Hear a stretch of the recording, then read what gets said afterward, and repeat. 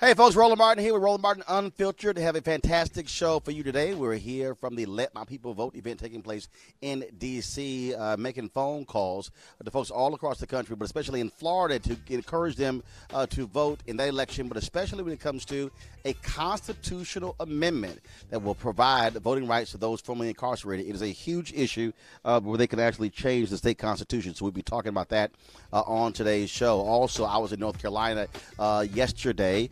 Students from North Carolina A&T, they were marching to the polls. Their souls to the polls, S-O-L-E-S, not just S-O-U-L-S. And also last night, Reverend William Barber held an event, Get Out the Vote event at Union Baptist Church.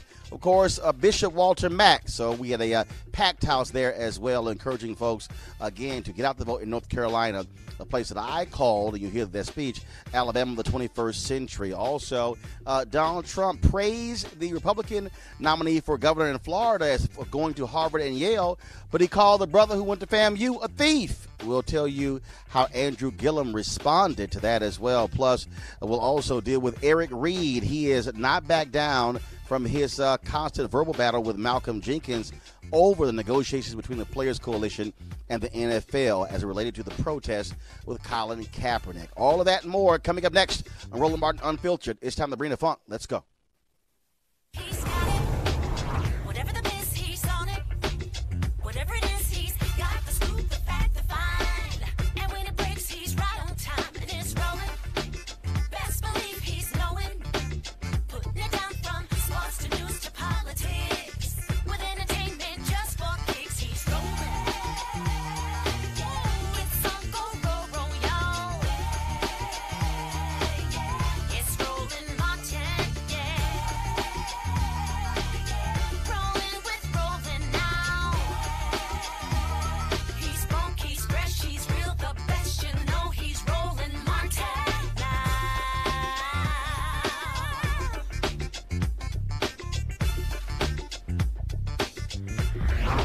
Martin.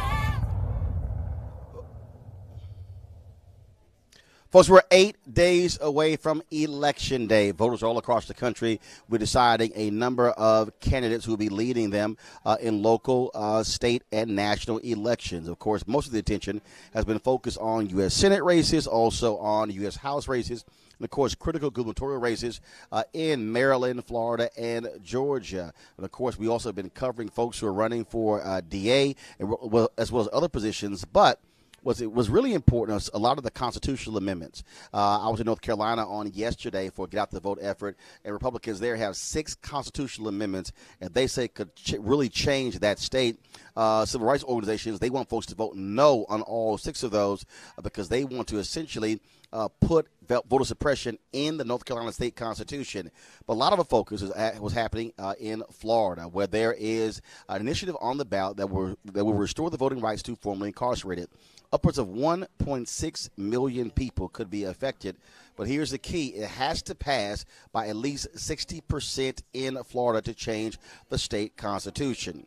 Of course, Sheena Mead, we had her on about a few weeks ago, and the first polling data came out showing it is polling at around 72%, about 88% among Democrats, 59% among Republicans. And so it's looking real good, but as a poll, what really counts, what actually happens. Well, of course, we're here in D.C., where folks are making phone calls to the Sunshine State, encouraging folks to vote. So joining us right now is Melanie Campbell, National Coalition of Black Civic Participation, and also Cleola Brown, A. Philip Randolph Institute. She's the president. So how y'all doing?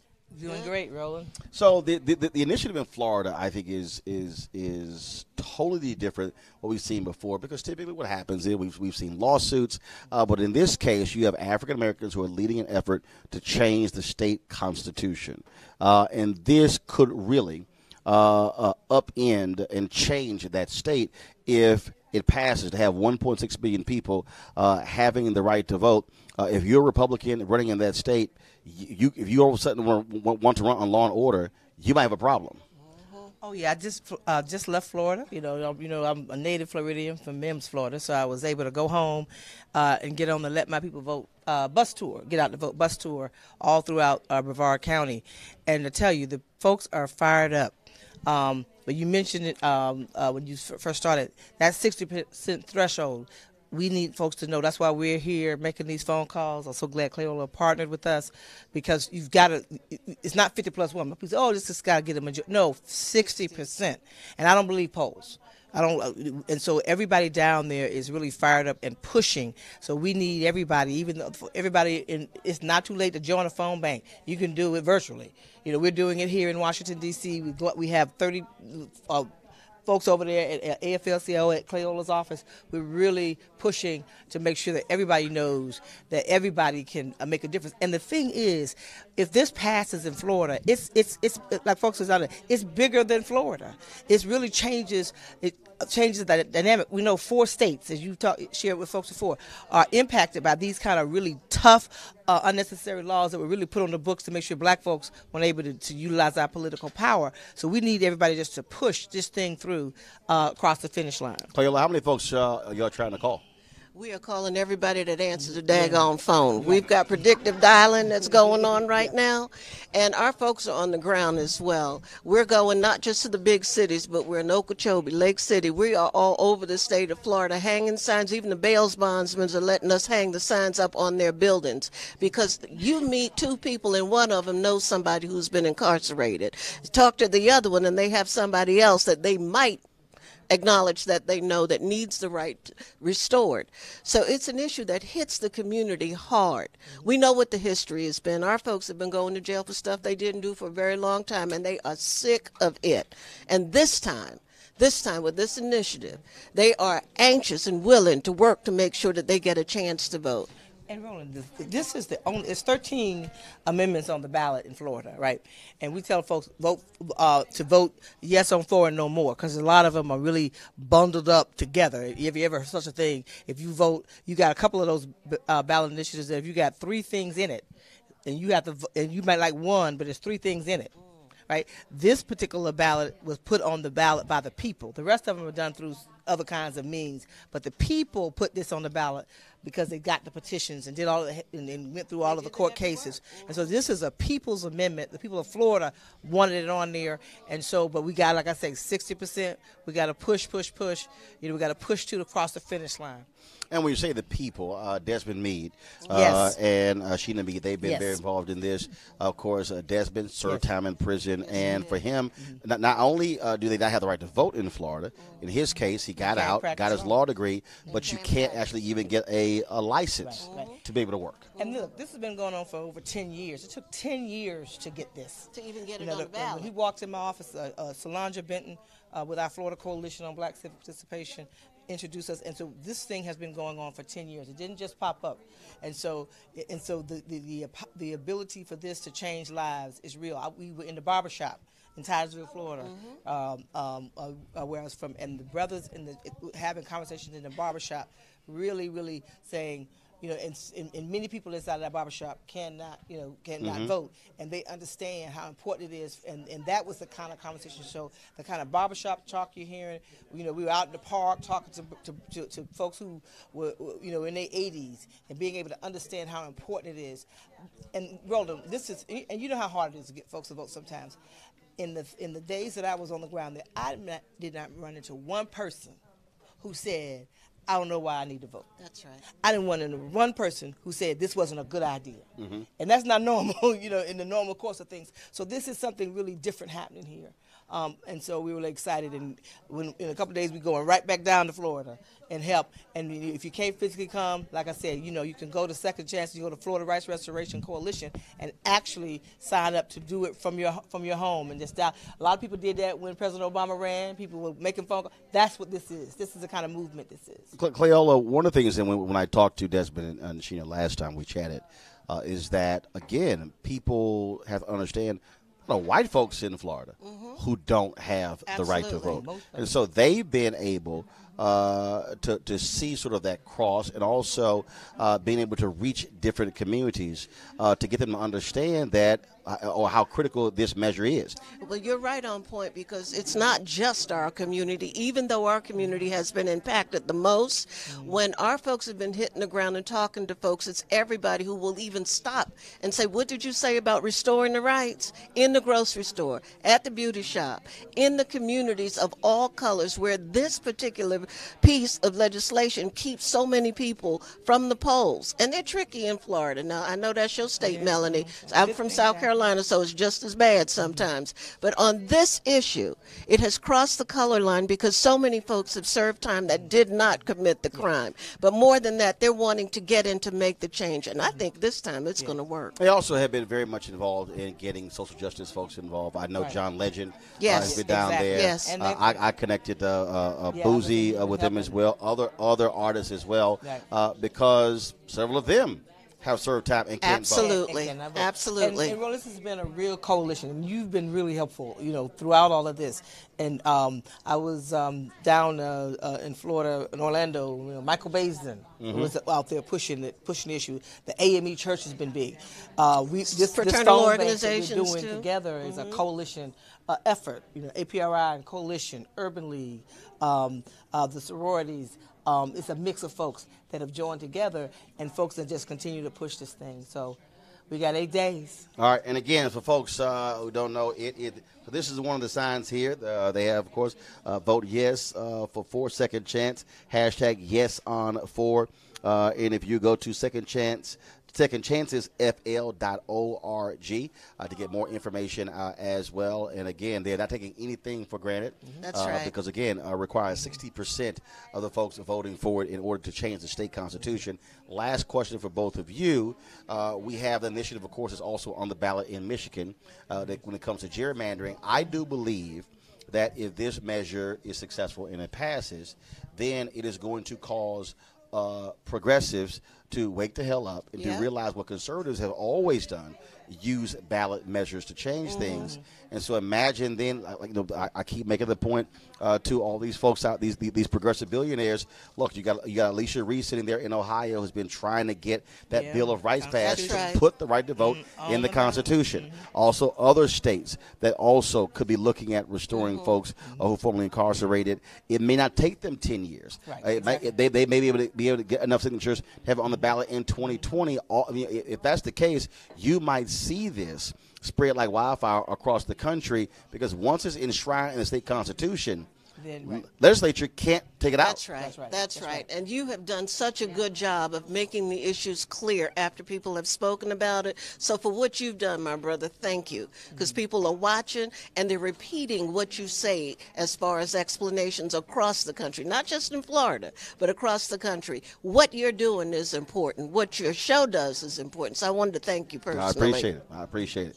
And so, again, folks, in Florida, number 4, vote yes on 4. I will be watching what happens. And here's a piece. They're making phone calls, obviously. But, look, a lot of y'all have folks who are from Florida, live in Florida. You got relatives in Florida. And so you can call them. You can text them. Do the exact same thing as well. Yeah. And we say yes on 4 and no more. That's right. That's right. Melanie Cleon, we really appreciate it. Thank you so very much. Thank you, Keep making Roland. the phone calls. Folks, right now we want to tell you about what happened yesterday in North Carolina, where Reverend William Barber and others with Poor People's Campaign had the moral revival trying to get out the vote there as well. Plus, students in North Carolina A&T were marching to the polls. And so we put this piece together so you can get a sense of exactly what takes place. But here's also what's interesting about North Carolina A&T. The campus is literally split into 2 districts. You can stand on one side of the street, and you're in one district, and the other side of the street, you're in another district. That's how Republicans in Florida have been disenfranchising African Americans, because they don't want those large block of voters. And also the students there also did not have an early voting location on campus. In North Carolina, Republicans have refused to put those early voting locations on college campuses because they are fearful that to have that many students voting for Democrats. And it's not just North Carolina A&T. We also have seen this at Duke, North Carolina as well, where they have removed those early voting locations. And so one of the things that happened was that, so first of all, I was going in town for the event at Union Baptist Church of Bishop Walter Mack. And so when I landed, Reverend William Barber, he was actually at the Souls to the Polls. And normally we hear Souls to the Polls, that's normally churches, that's SOULS. Well, the students there decided they want to do SOLES. And so because the early voting location is literally 2 miles away, they rallied in a shopping center and walked the 2 miles to actually go vote. And so our cameras were there shooting as well. So in a moment, we're going to actually show you some of that. And also, of course, the rally last night. Earlier, I talked about the constitutional amendments in North Carolina. There are 6 constitutional amendments, and what has been happening there is Republicans for the last decade, and I've been saying this, that North Carolina is the Alabama of the 21st century. What they have been doing for the past 10 years is doing all they can to suppress as many votes as possible. They have been stripping power from Democrats. In the last election, the Republican governor was thrown out. The Democrat won there, Democrat Cooper. They then began to strip powers from him. So what they have done is they want to actually change 6 parts of the state constitution to literally enshrine voter suppression in the North Carolina State Constitution. And so that's one of the reasons they're rallying as many people as possible to vote against those amendments. What often happens in elections, we vote at the top. So we'll see who's running for United States Senate, who's running for governor, who's running for U.S. House. And the further you go down on that particular ballot, you see fewer and fewer votes. What has to happen for everybody who's listening and who's watching, you have to pay attention from top to bottom. Because if you only vote on the top of the ticket and you ignore the folks who are running for judges, who are running for DA, or who are running for clerk positions, who are running, again, those constitutional amendments, those things can pass with very few votes. And so we must understand how important that is. I got an email today. There are 19 black women. There are 19 black women who are running for judicial positions in Houston as well. And so I think we're ready to go to the. So again, this is the video you're seeing right now, folks, is the march with students who were, of course, North Carolina A&T. And so you're watching that right now. And so.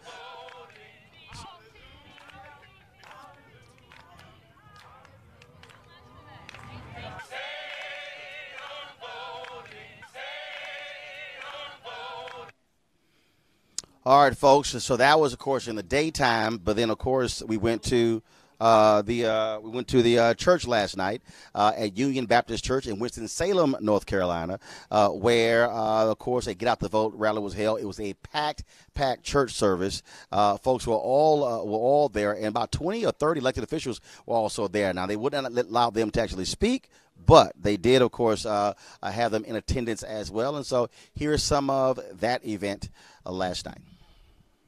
In 17 days, I will turn 50, which means that by virtue of Reginald and Imelda Martin not getting together until February 14th, 1968,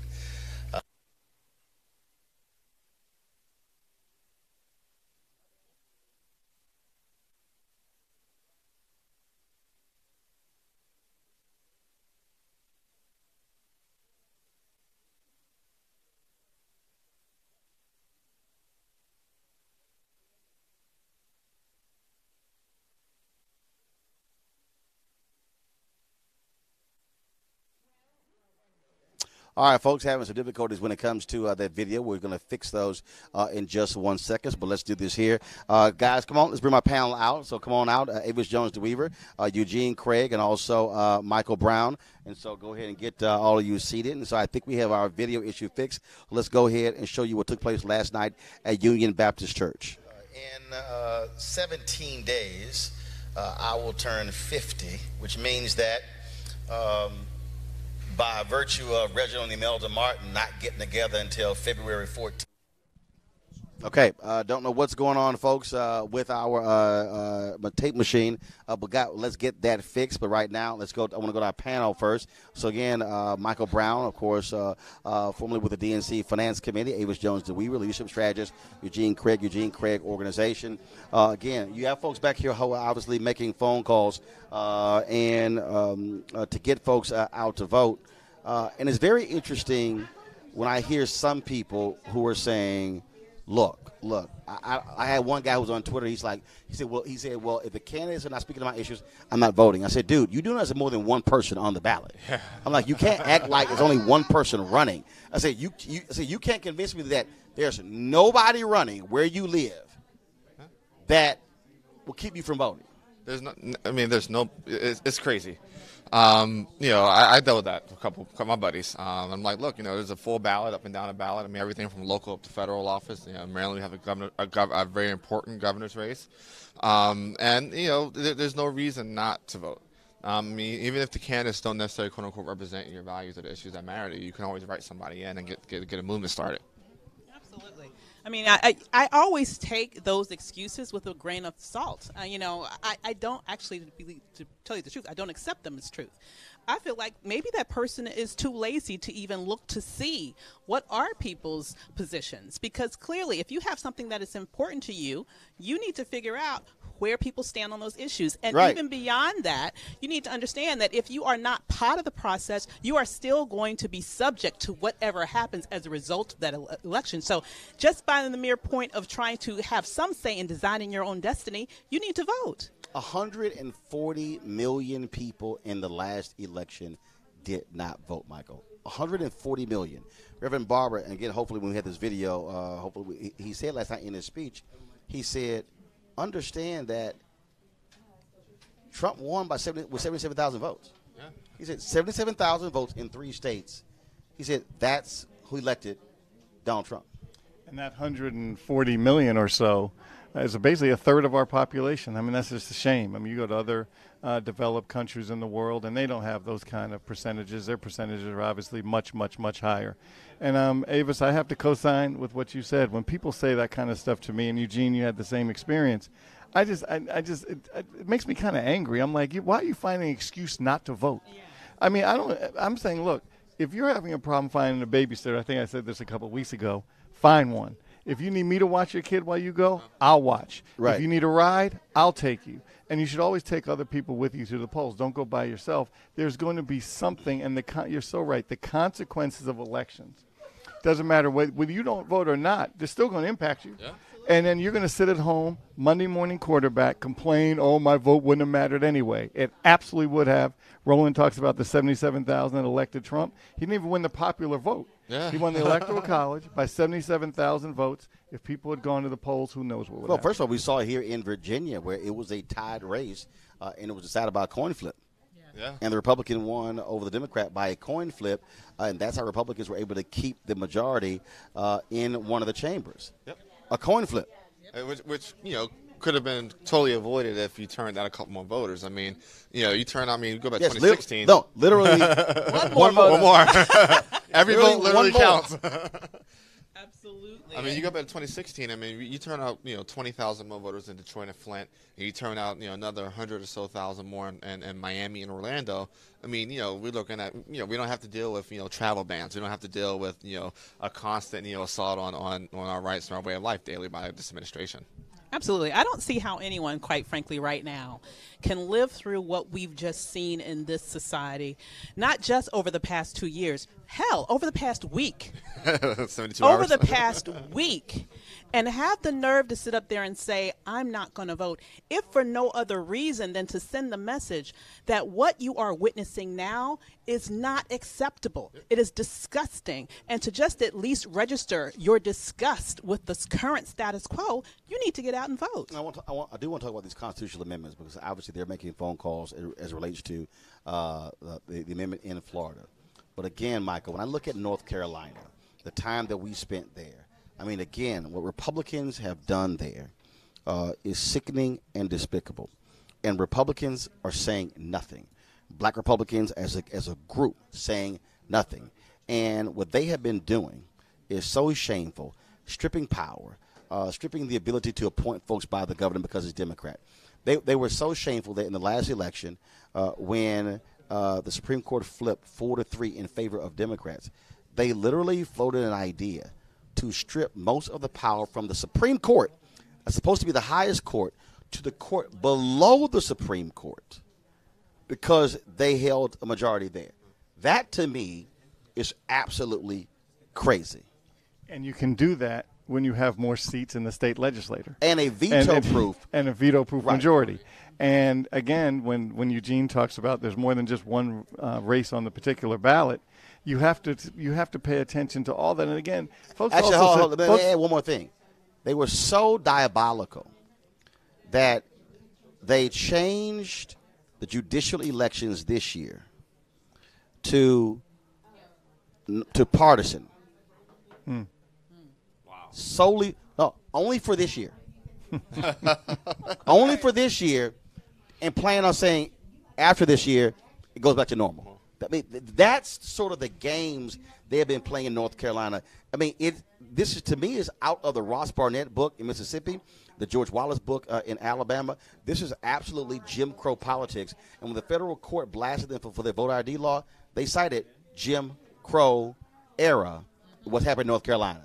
And again, same with these majorities in these state legislative bodies, and as much as a wonderful job in history making that President Obama did, he did not put the infrastructure in the Democratic Party nationally to compete on these local elections. And because of that, Republicans took advantage of it. They said, if Obama's not going to do it, if he doesn't care, we will. And now that's what's we're seeing the results of that. And that is one of the legacies of President Obama. And people got all upset. All upset. Yes. I don't give a damn if y'all getting upset, and I really don't care. You can't talk about Miss Jenkins. Well, I don't. I don't care. One of the legacies of Obama that was a failure is that he cared more about OFA, Obama for America, as opposed to the Democratic National Committee. They completely gutted the infrastructure. They lost 1,000+ seats all across the country. And what has been happening lately is the efforts to rebuild that. You look at Florida, the supermajority of Republicans have it in Florida, in North Carolina. And Texas has not had a Democrat elected statewide since 1994. That is a state that used to be all Democrat. Yeah. Used to be every statewide office was held by Democrats before John Tower became a United States Senator in the 1980s. That shows you, again, what happens when you don't pay attention to those down ballot, small, others call unimportant races, Eugene. But I want to go back to your constitutional amendments and ballot initiatives. The thing is this: what our side have learned is that the way you boost bad candidates, the way you boost turnout is through ballot initiatives. Karl Rove in 04 and 06 was, he was the driver behind, a lot of the cultural wedge ballot initiatives. But the other side of that is this: in most states, you do have contribution limits. Virginia doesn't have them, but Maryland, we have them. A lot of other states have them. The way around that a lot of times is to run a ballot initiative because, hey, one person can write a $10 million check. Yep. And what you're doing now is, you now have somebody hitting every single door. You now have dollars flowing into pretty much all these races because while I'm out here, talking to you about XYZ issue, once I know you're locked in, I just pass that information back to the state party and they can come and hit you for whatever candidate that, needs backing. Yep. Absolutely. So I think we have the video ready. Let's pray that we have the video ready from last night at Union Baptist Church, Reverend William Barber. In 17 days, I will turn 50, which means that by virtue of Reginald and Imelda Martin not getting together until February 14th, 1968, I did not have the ability to be in Albany, Georgia, when they had the Albany movement in 1961. I got here 7 years later. But if I was, I would be there. If this was Birmingham in 1963, I would be there. If this was Selma in 65, I would be there. So being here is not solely because Reverend Barbara asked me to be here. Being here is also vitally important because being here means that I am literally in Alabama of the 21st century.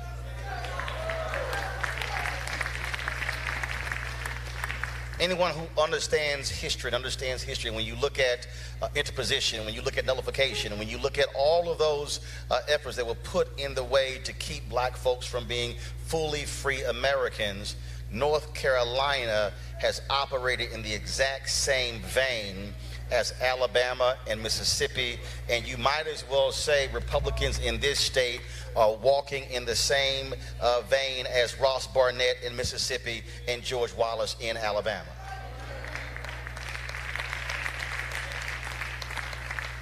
Now, I know there's some people who are watching across the country who are here who are saying, well, no, I think you're trying to make too much out of this. But when you have individuals who literally ask the question, when do black folks vote? And they say 70% of voting in the first week of early voting, and they begin to stop that. When you begin to remove early voting locations from college campuses, not just black, but also white. When you have individuals who seek to deny opportunities, even in the face of federal judges saying this has discriminatory intent, you still have folks who are conditioned to still try to make it happen.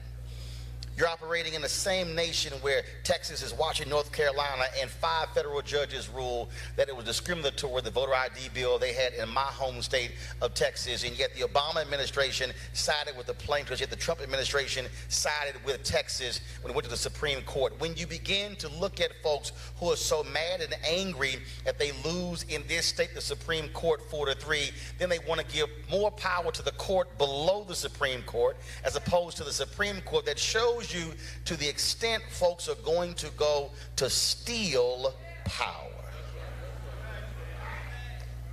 So then you begin to understand, and in what world can you walk onto a college campus and on one side of the street they're represented by one elected official, and then on the other side of the street by another elected official that is clear designed to split the power of the black vote?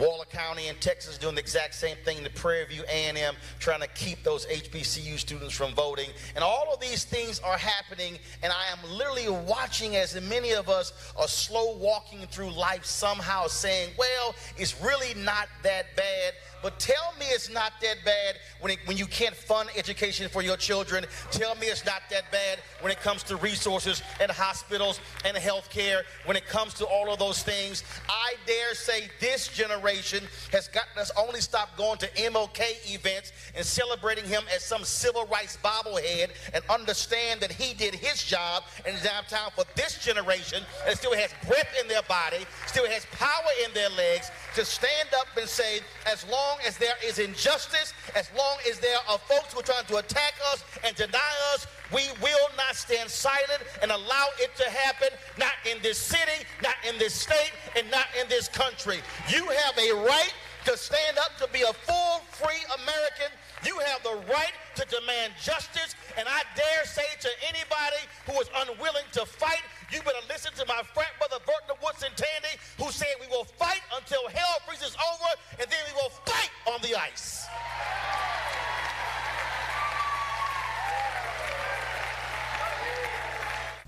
Since 2013, with the Shelby decision, 23 states have adopted some form of voter suppression.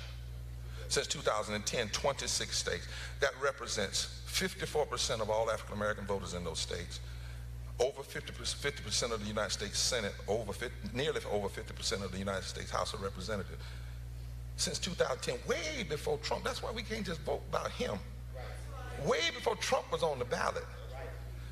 The legislature, the House of Representatives, and other places, and state legislatures were passing these voter suppression laws. And then after Shelby, they went, wow. Yes, sir.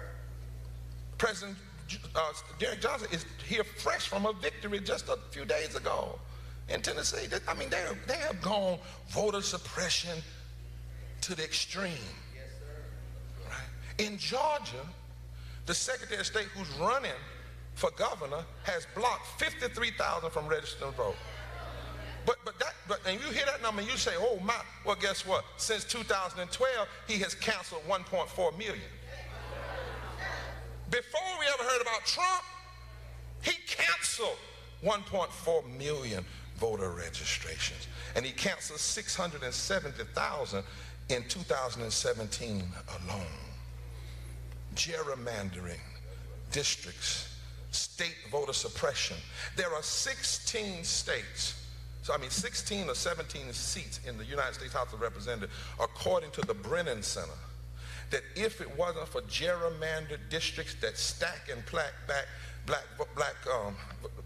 districts. And by the way, black legislators have to let groups like the NAACP work out the gerrymandering, and don't ever want to get in it to protect you.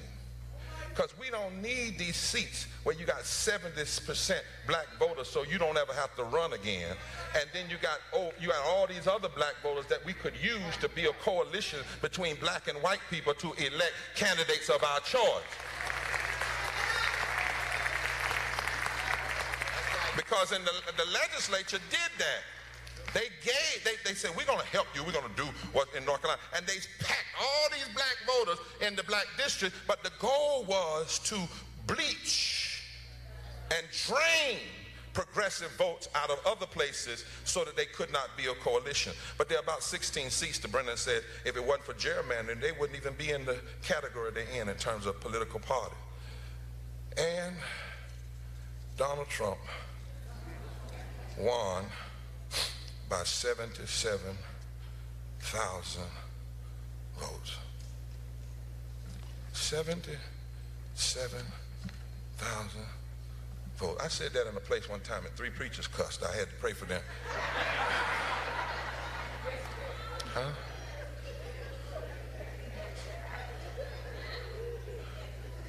$77,000 votes.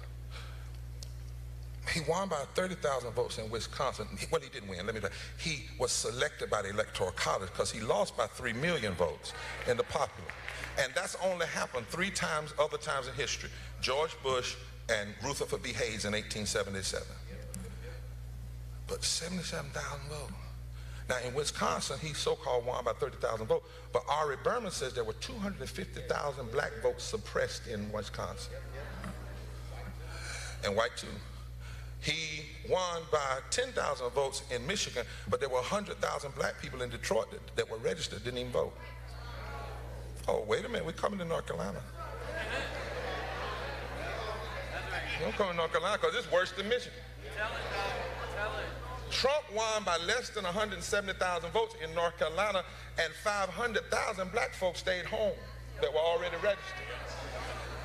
And 2.6 million voters in North Carolina who were eligible to vote.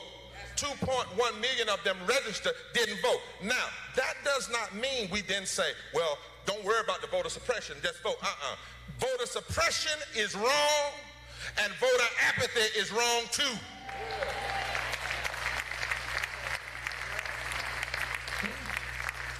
So we have this narcissist, God bless his heart, because of 77,000 votes.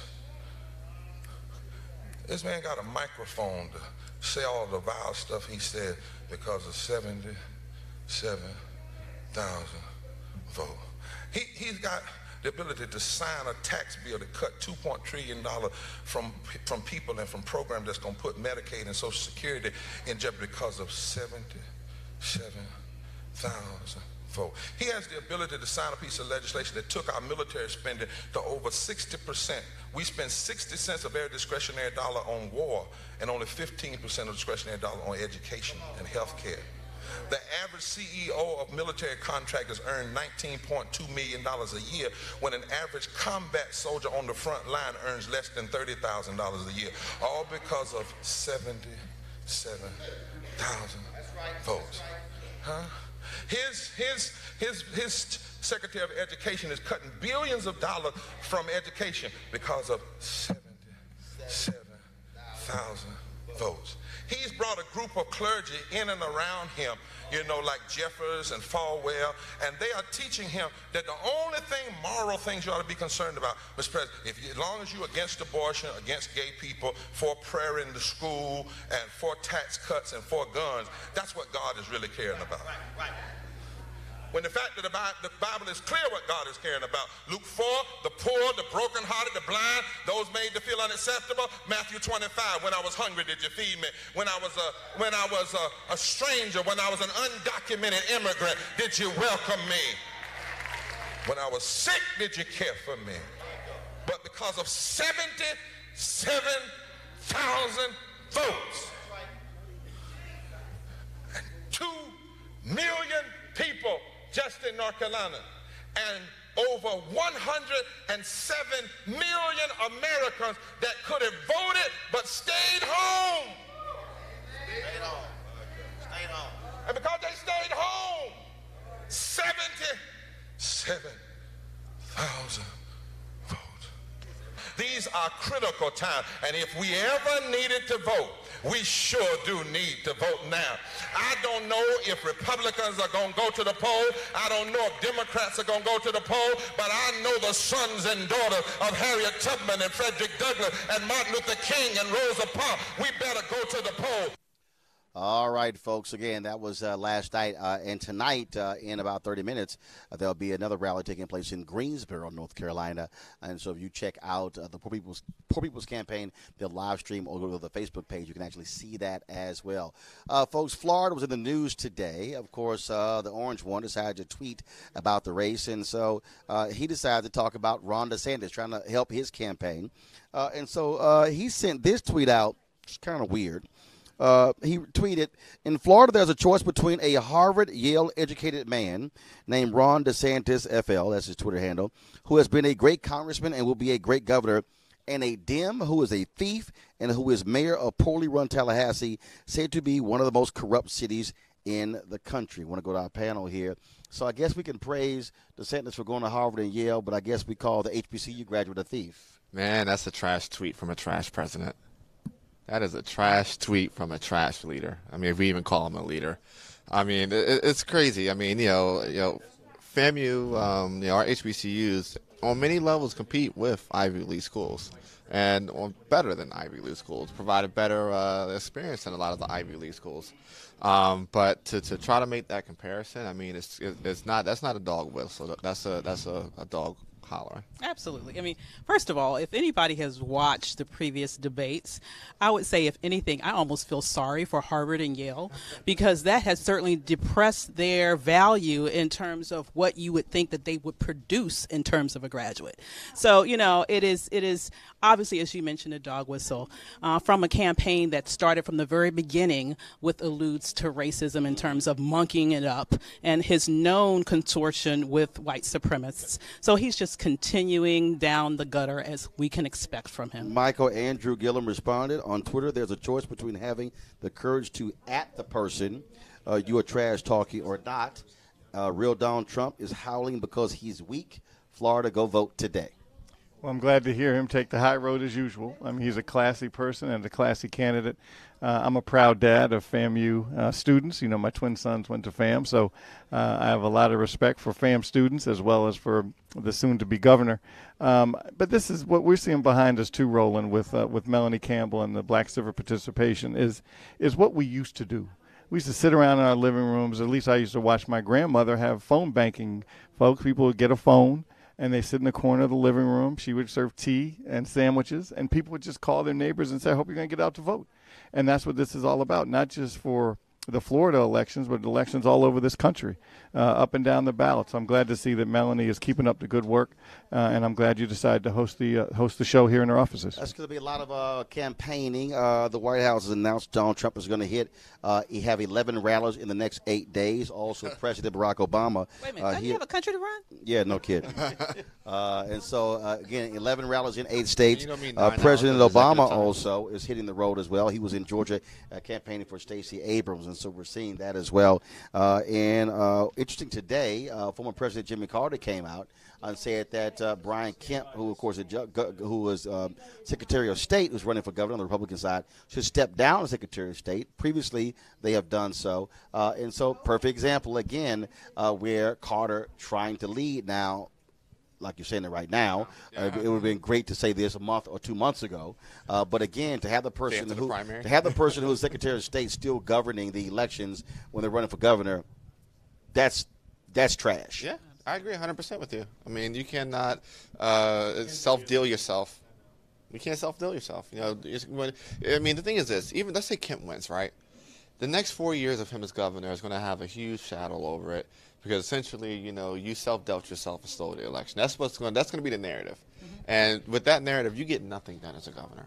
But he doesn't care. Here's the reality. The Republican Party is about sheer power by any means necessary. And so we have seen from all of the underhanded tricks and overt voter suppression that he's been involved with, he doesn't care. He just wants to win.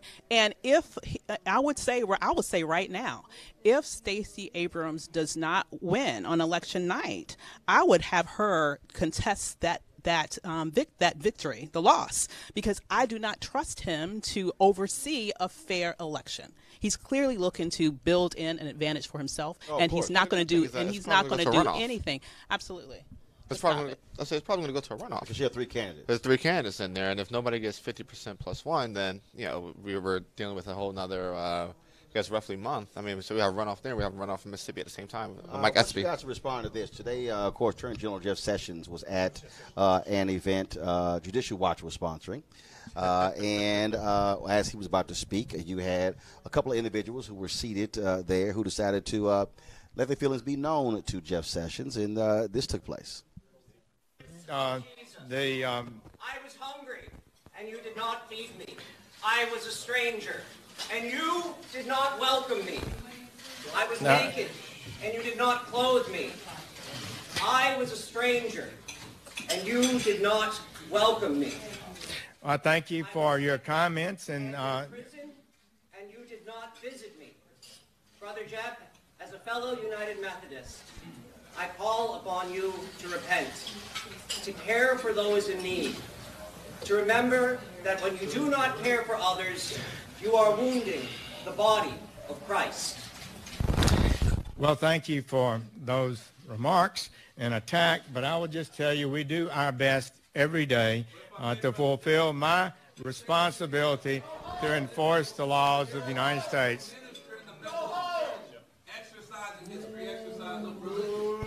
That is the person who represents the Christian tradition, the faith that everyone here professes to believe in, who is actually sharing with you the words of Jesus himself. The words of Jesus that are actually represented in the book of Isaiah. All right, we thank you for sharing your thoughts. I thought we were here to protect religious liberty. I am a pastor of a Baptist church, and you are escorting me out for exercising my religious freedom. That doesn't make any sense. That seems very hypocritical for this group of people to be wanting to protect religious freedom while you are escorting me out for doing that very work. So you can't complain that they were bum rushing you at dinner. This was a Judicial Watch breakfast. Clearly they were attendees, and they wanted Jeff Sessions to know how they felt in terms of pastors taking a moral stand against this administration. Listen, there are no more rules to this. There are no more rules to this. I mean, we have a trash attorney general, that has no problem locking up kids, separating them from their parents, traumatizing them, that, want to go back to an era of, probably Bull Connor, if he could. But to say that and this is, Jeff Sessions that is run as the family values, Christian conservative, compassionate conservative guy before he was attorney general.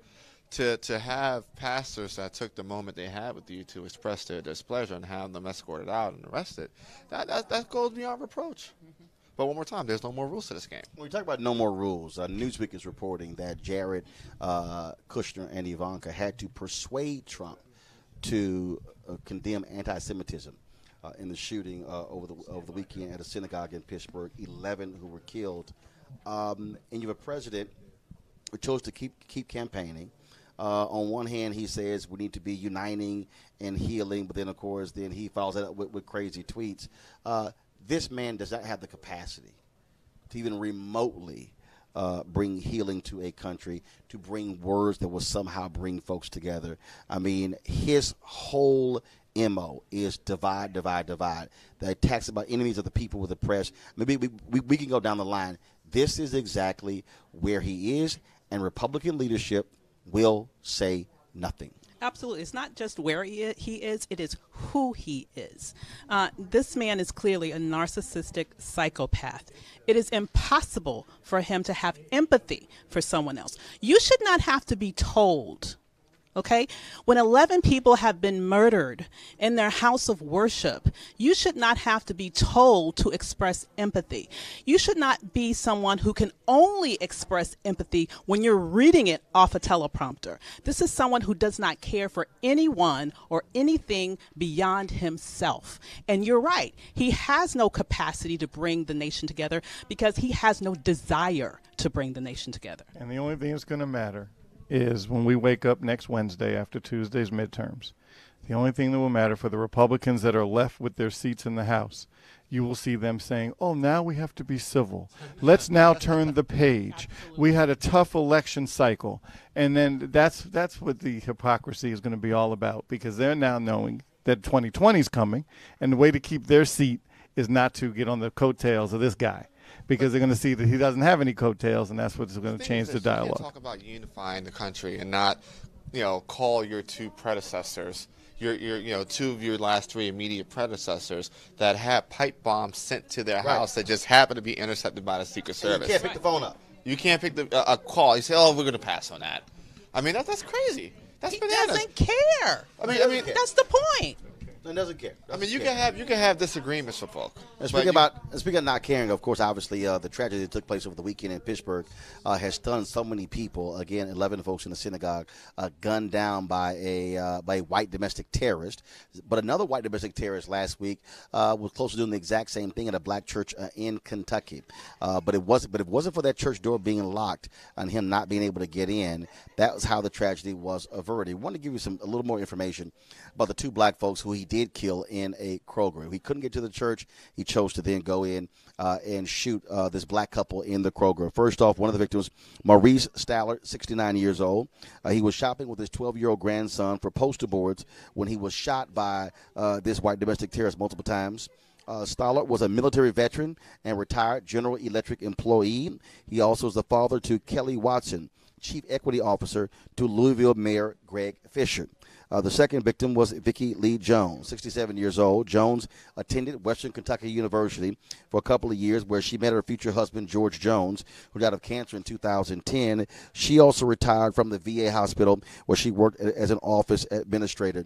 And so, of course, funeral arrangements are pending for both of them. Again, two victims of white domestic terrorists. And to our panel here real quick, this is the thing for me.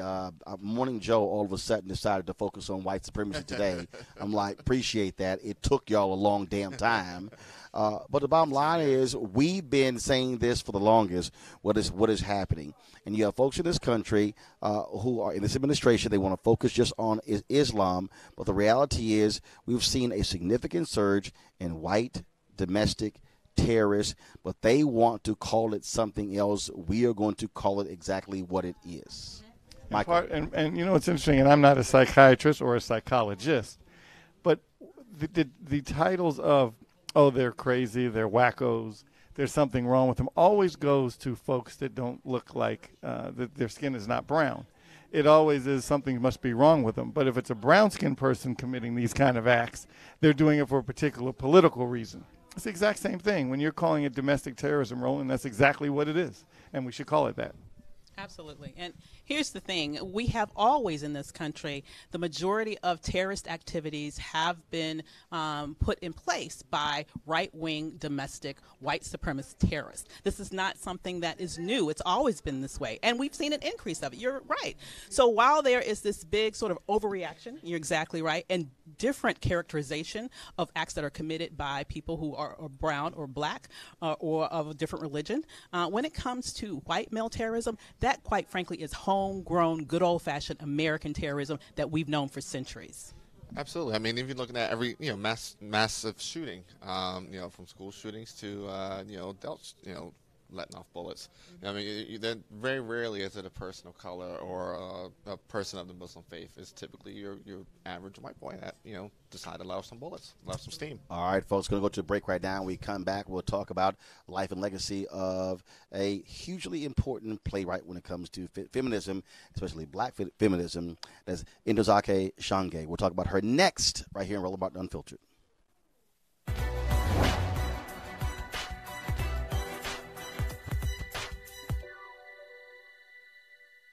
We've been to hell and back again, and death cannot have the final word.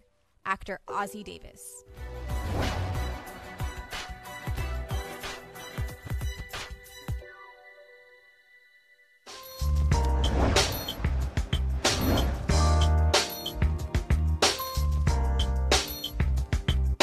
All right, folks, our HBCU Given Day School is Hampton University. Should have made the house. I was at their homecoming over the weekend. If you go to my Instagram page, you'll see some of the videos. But no, Hampton University, of course, is our school of the day. And so we want you, of course, to support them as we support all of our HBCUs by going to hampton.edu. They are ranked number 3 in the ranking among all HBCUs. And, of course, founded in 1868, located in Hampton, Virginia. And so, again, hampton.edu. So please support Hampton. And, again, if you're a graduate, cut a check. Not only when it comes to your reunion, but you should be cutting a check every single year. Anthony and Henry, who work on my show, 2 Hampton graduates. 2 of you damn sure better be sending checks back to Hampton on an annual basis and not every 5 years. Are we clear? Yes, we are. All right, then. See, that's just like when it comes to voting. You got to hold your people accountable when it comes to supporting their schools. Folks, sad news over the weekend when playwright, poet, and author Ntozake Shange died Saturday. She was 70 years old. Of course, most acclaimed for the 1975 play For Colored Girls Who Have Considered Suicide When the Rainbow Is Enough. Of course, that was made out into a movie by Tyler Perry. He paid tribute to her this weekend as well with a photo of her and all the women who were in that particular movie as well. Of course, that play, more than 750 performances. And so over the weekend, a number of black women were tweeting about her impact as well in terms of the kind of coverage. And, of course, that film, you might remember, starred Tandy Newton, Kerry Washington, Anika Noni Rose, Janet Jackson as well. But beyond that, she published 19 poetry collections, 6 novels, 5 children's books, and 3 collections of essays, and taught at several universities, including Yale, Howard, New York University, among others. And joining us right now to talk about her and her legacy is the co-founder of the Hurston Wright Foundation, Marita Golden, and also still joined by Avis Jones DeWeaver, Michael Brown as well. How you doing? I'm fine. Thank you for having me. Glad to see you. And so when we most folks, again, know her for that one play. But what should folks know that they maybe not know about her? Well, we were very honored to honor Ntozake just 1 week ago at the Hurston Wright Foundation's annual gala. We presented her with the North Star Award in recognition for her canon of literature as well as her incredible literary activism. And she is mostly known for Colored Girls, and it really literally rocked the world, the socio-cultural world of the mid-1970s. The Cora poem play drama appeared at a time when people like Toni Morrison, Alice Walker, Gloria Naylor were writing about the lives of black women. Well, that play came along and spoke about the lives of black women with even more thunderous honesty. And so she gained a reputation for boldness, for a kind of literary braveness that really paved the way for a lot of us, including myself. I was just beginning to write, and I think when I saw that play, I began to figure out what I wanted to write. She was an amazing woman. You say on her last week. How did she appear? Well, Ntozake had 2 strokes, and what's most amazing is that she was in a wheelchair, that is, she couldn't walk. After the stroke, she had to learn to read, write, talk all over again, and she wrote her poetry using voice recognition on the computer. She was totally active. She was a living, working artist. She'd been to Puerto Rico after the hurricane down there. She was traveling all over. She had a new book, ironically called Wild Beauty, which is what I really think she was, a wild beauty. And so even as she had these health challenges, she was traveling. She was reading her. She read at Busboys and Poets on Tuesday and died on Friday.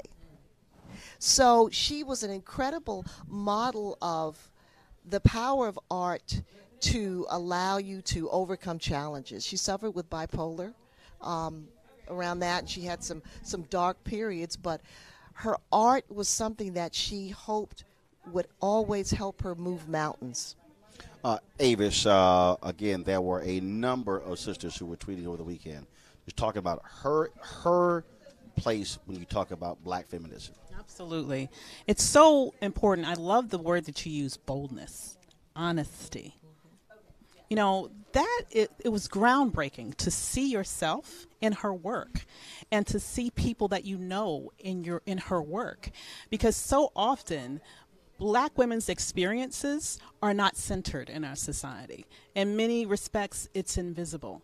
So to have someone not only pull back the covers, but to show all the corners and maybe some of the dark spots and some of the brightest spots in the most bold and just beautiful ways, it's touching. And to do that at a time in which it was, quite frankly, part of the groundbreakers was especially important. What would you say to a young woman who's a millennial or who is a Gen Z? What is it, Gen? I don't know what all the letters are now. I don't know if it's Y, Z, AA, BB, CC. What would you say to a generation of women who were not here in the 70s when that play hit, when that production hit, when that book hit, who may not understand her importance? Well, I would just say read her work because it is perennially relevant. It didn't perish in importance and significance. And her plays, her poems, now that we've lost her, they comfort us, and her legacy endures. So she's as fresh today as she was in the 70s. And one more thing for you. When someone passes, there's so many different people remember them in so many different ways. So for you, your favorite piece of work from her? Well, I loved her poetry. In fact, I don't know that I can say that there was. What I loved about Ntozake was that she loved her people. And if you read her, she always got accused of, she hated black men. But if you really look at her poetry. Did she get accused of hating black men, or did she hate black men? No, she got accused of that. She married two and had a child with one.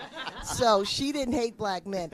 But in her poetry, you see her love of black people, her love of justice. She spoke Spanish. She was bilingual. In fact, her new poetry book is in Spanish and English, so that she was loved globally. And she's just I can't say there's any one poem. I love the life she lived. All right, then. We'll leave it right there. We appreciate it. Thanks a lot for your remembrance. Folks, so we're here again. Let My People Vote. They're making phone calls all across the state of Florida trying to get folks to focus on the ballot initiative number 4, which will restore the voting rights to formerly incarcerated. And so we certainly appreciate them for allowing us to broadcast our show. Here's the website. So you always got to have a sign. Of course, secondchancesfl.org. So be sure to go there and check it out as well. And don't forget, you can support Roland Martin Unfiltered by going to RolandMartinUnfiltered.com. Tomorrow we'll have more on the election. We'll be 1 week away, so we'll be talking to some of the candidates tomorrow right here on the show. And also we'll catch up with a black woman who was targeted by the pipe bomber.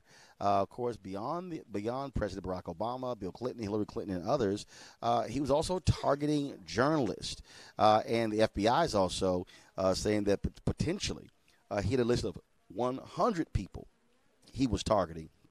And so we'll have those updates for you tomorrow as well. I want to thank Michael. I want to thank Eugene, Avis. I want to thank everybody else as well. Thank you so very much. I'll see you guys tomorrow. Don't forget, we have the restream of our show every 2 hours beginning at 10 p.m. And so if you miss it, also go to our YouTube, Facebook, and Periscope pages as well. All right, folks, y'all take care. Got to go. Holla.